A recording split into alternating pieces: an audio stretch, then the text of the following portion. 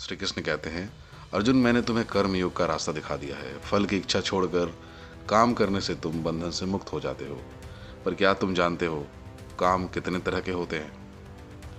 जिंदगी का ये रास्ता एक गहरा जंगल है और इस जंगल में 3 तरह के क्रॉस रोड्स हैं जिन्हें कर्म, विकर्म और अकर्म कहते हैं। पहला है कर्म, वो काम जो धर्म के हिसाब से, शास्त्र के हिसाब से तुम्हारी ड्यूटी है। जैसे तुम्हारा युद्ध लड़ना, ये अच्छा है पर इसका फल फिर भी मिलता है और बंधन बना सकता है। दूसरा है विकर्म, वो काम जो पाप है, गलत है, जो धर्म के खिलाफ है। जैसे किसी बेकसूर को मारना या चोरी करना, ये सीधे सीधे बुरा फल और दुख देता है। और तीसरा है अकर्म, जिससे लोग कुछ ना करना समझते हैं पर ये सबसे मुश्किल है।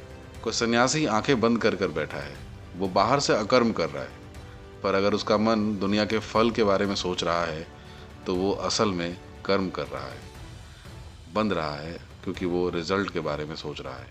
अर्जुन, तुम युद्ध कर रहे हो जो सबसे बड़ा कर्म और एक्शन है, पर अगर तुम्हारा इरादा सिर्फ धर्म है और फल की इच्छा नहीं है तो तुम असल में अकर्म कर रहे हो, मीन्स मुक्ति पा रहे हो। रियल लाइफ लेसन की बात करूं तो ये ज्ञान हमें सिखाता है कि हम क्या कर रहे हैं।